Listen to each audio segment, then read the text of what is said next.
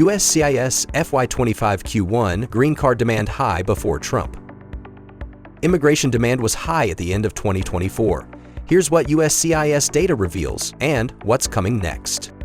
USCIS just released data for Q1 of FY 2025. It captures the final months before Trump took office.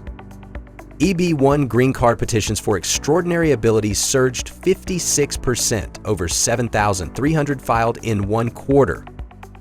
EB-1A allows self-petitioning, no employer required, used by top researchers, entrepreneurs, and global talent. Fiancé visa filings rose 6% quarter over quarter, still nearly double pre-pandemic levels.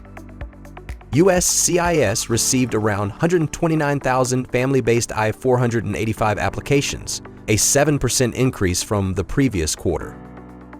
Petitions to remove conditions on green cards doubled. Many residents are now eligible for permanent status. Asylum and TPS filings remain historically high, 100,000 asylum applications and more than 440,000 TPS requests in Q1 alone. These numbers reflect filings before Trump returned to office in January 2025. His administration has already begun rolling out new restrictions. The real test, Q2, will demand hold or begin to shift. Want help navigating U.S. immigration in 2025? Boundless is here to guide you.